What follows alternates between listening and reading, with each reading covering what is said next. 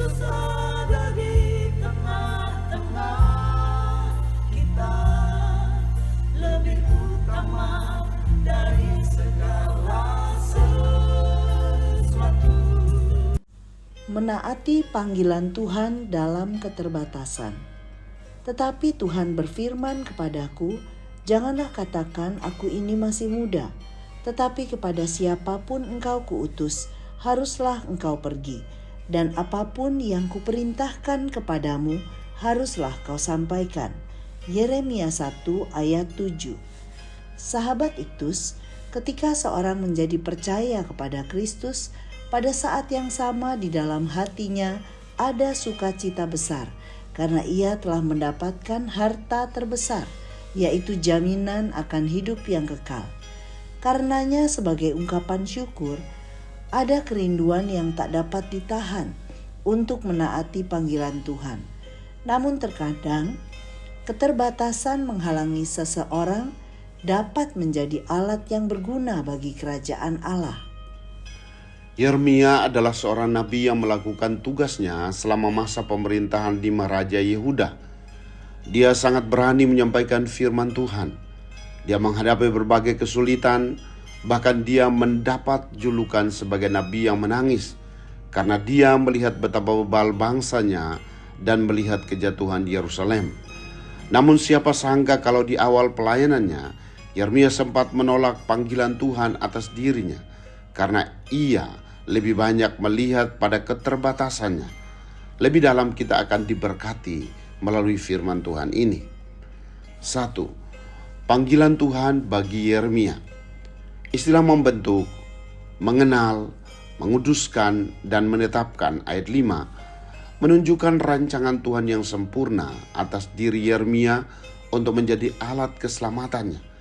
Tuhan mengenal Yeremia jauh lebih dalam dibanding Yeremia mengenal dirinya sendiri. Selanjutnya, Tuhan menguduskan, memisahkan Yeremia demi tugas pelayanannya. Dan penetapan Tuhan bagi Yeremia bersifat final, artinya tidak dapat diubah lagi. Inilah rancangan Tuhan yang telah ada sebelum kita ada di dunia ini. 2. Respon Yeremia terhadap panggilan Tuhan. Yeremia menjadi gentar ketika Tuhan memanggilnya untuk diutus kepada bangsa yang tegar tengkuk dengan alasan. Pertama, Yeremia melihat dirinya tidak pandai berbicara, ayat 6b. Kedua, Yeremia melihat dirinya masih muda, ayat 6c. Diperkirakan usianya belum mencapai 17 tahun.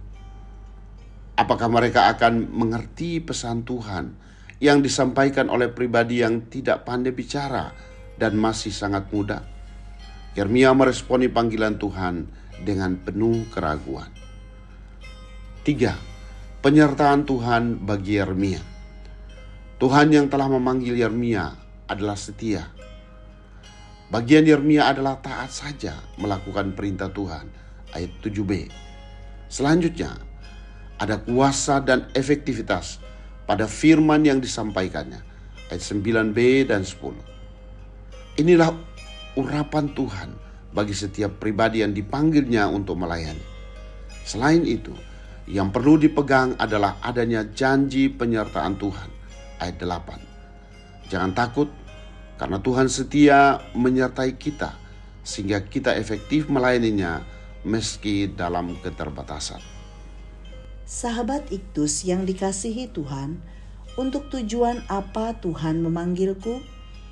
Keterbatasan apa yang seringkali membuat aku takut untuk memenuhi panggilannya? Apa janji Tuhan yang dapat kupegang untuk menaati panggilannya?